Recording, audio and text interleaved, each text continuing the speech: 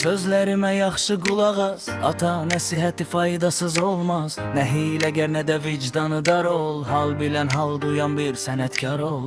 Bir elmi öyrənmək istədikdəsən, çalış ki hər şey kamil biləsən. Kamil bir palançı olsa da insan, yaxşıdır yarımçıq papaqçılıqdan. Məndən söyləməkdi səndən eşitmək, bir insan əli boş gəzməsin gərək. Məndən söyləməkdi səndən eşitmək, bir insan əli boş gəzməsin gərək.